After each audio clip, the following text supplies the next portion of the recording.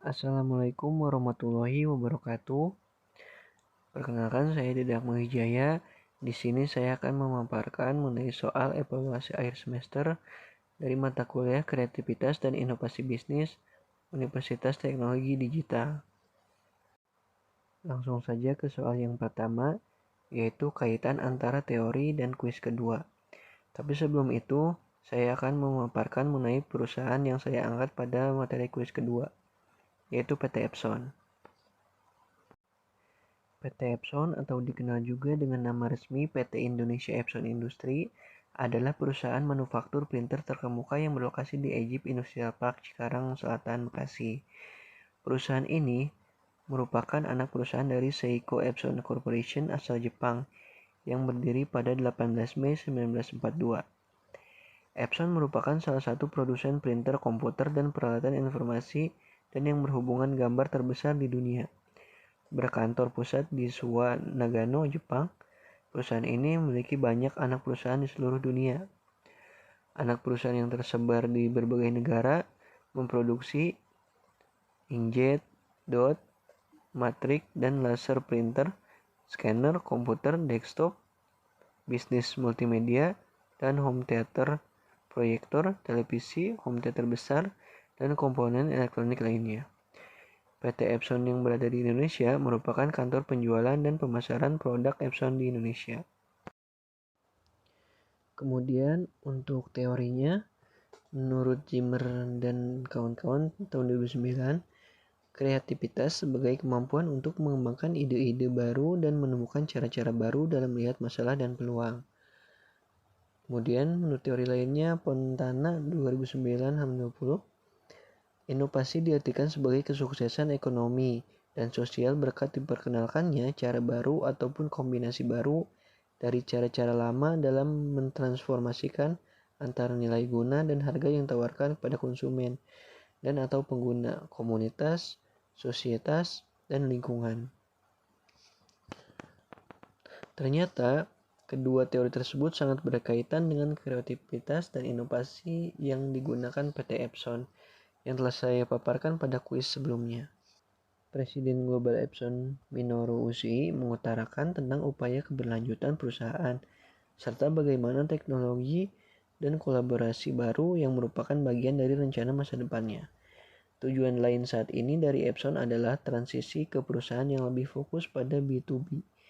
Mr. Usui mengakui bahwa penting bagi perusahaan untuk meningkatkan kemampuan penjualan berbasis solusi serta organisasi dan proses penjualannya. Hasilnya, perusahaan telah melakukan perubahan dan melihat kemajuan. Saya ingin Epson menciptakan nilai baru, yang hanya dimungkinkan dari Epson, menggunakan solusi asli kami dan berdasarkan pada kekuatan kami. Ia menjelaskan, saya ingin solusi itu mendapatkan penerimaan umum dan sebagai hasilnya bagi orang-orang untuk merasa lebih puas dengan kehidupan mereka dan merasakan dari hati mereka bahwa Epson adalah perusahaan yang sangat diperlukan bagi mereka. Saya ingin semua orang melihat bahwa Epson memainkan peran yang sangat diperlukan dalam menjadikan dunia tempat yang lebih baik. Epson juga merupakan perusahaan teknologi yang mengakui pentingnya merawat lingkungan dan membuat perubahan sebagai prioritas. Selanjutnya ke soal yang kedua, yaitu proses komersialisasi, difusi, inovasi, dan adopsi teknologi. Yang pertama, komersialisasi. Komersialisasi dapat diartikan sebagai sebuah proses di mana pemasar melakukan produksi skala penuh, menetapkan harga, membangun jaringan distribusi. Komersialisasi teknologi merupakan salah satu bentuk dari aktivitas yang membawa inovasi teknologi ke dalam dunia bisnis. Dengan adanya proses komersialisasi teknologi, teknologi dapat menghasilkan keuntungan pada penemunya dengan mengaplikasikannya dalam kegiatan produksi maupun konsumsi. Dalam beberapa literatur, proses komersialisasi teknologi disebut juga proses transfer teknologi.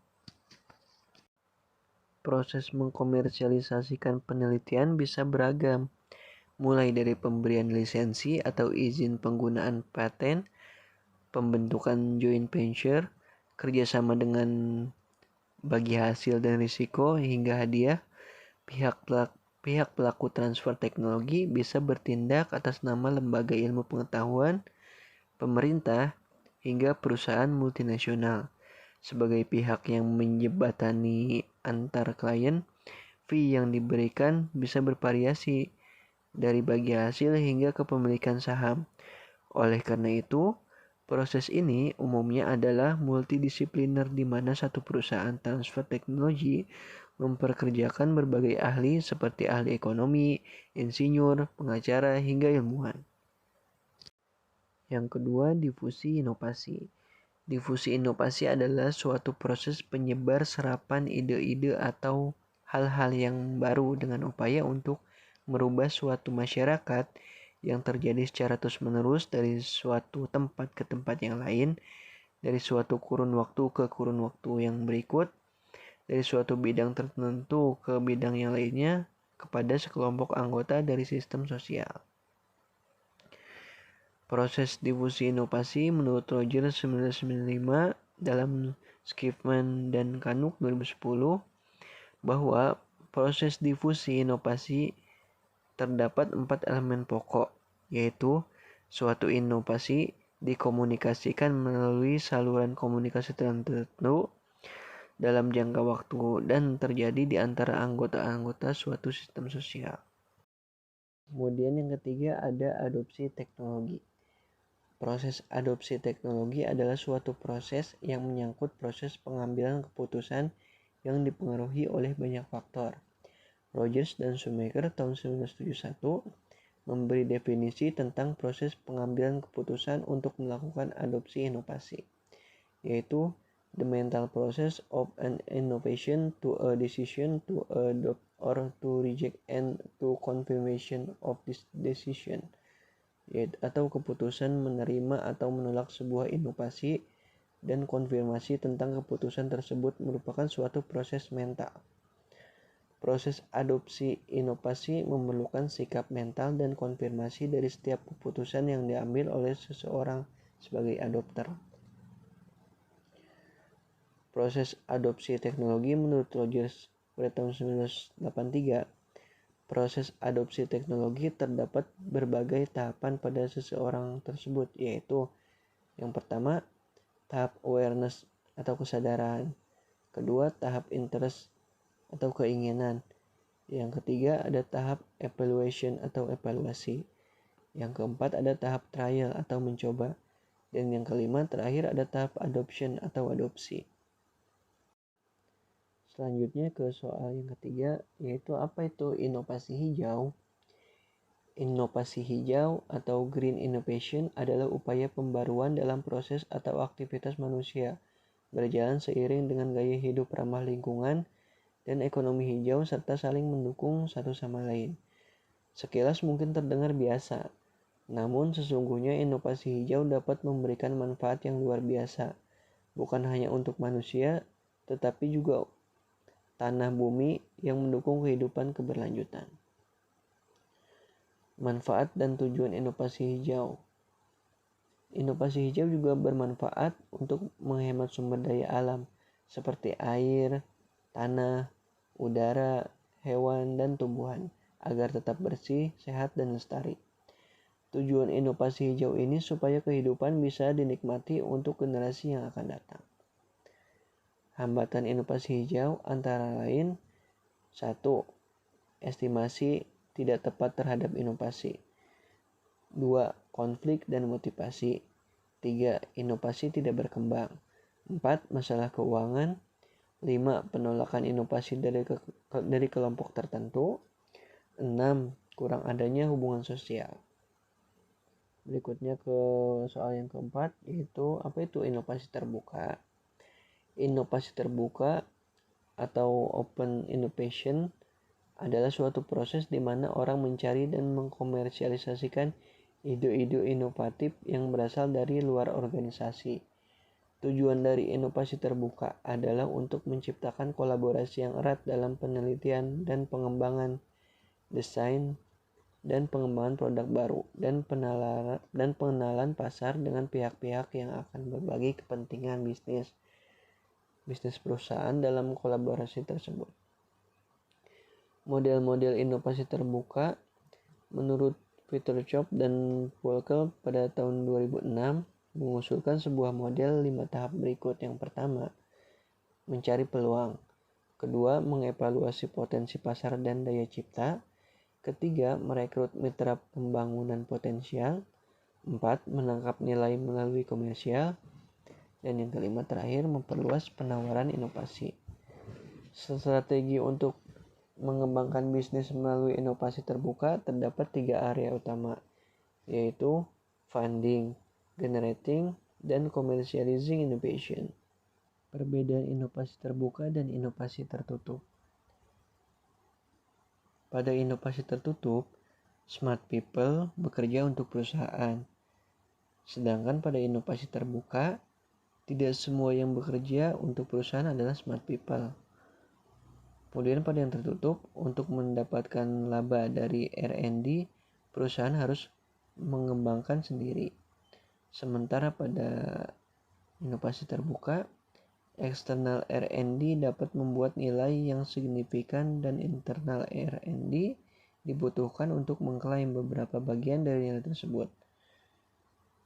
Pada inovasi tertutup, jika menemukan produk tersebut, maka menguasai pasar.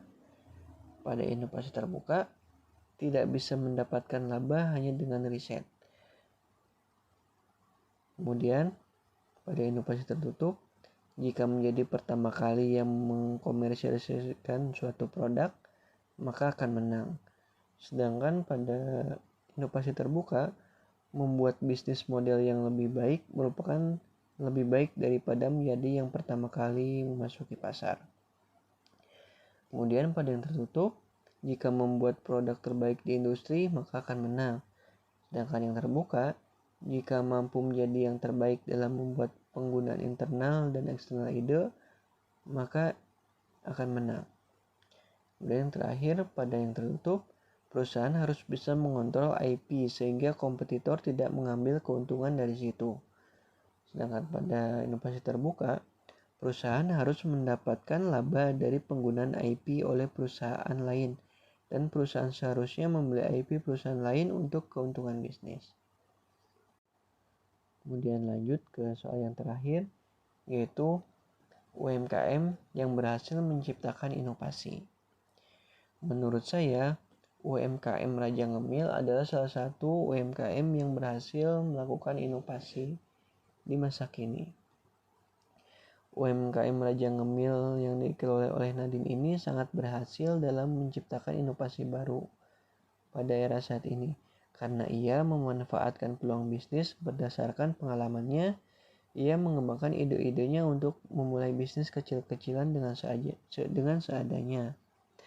Tapi tanpa disangka, ide jualan Nadine ini sangat berpengaruh besar pada bisnisnya, sehingga ia bisa membuat inovasi baru dan bisa mengembangkan kreativitasnya untuk bisnis yang ia bangun.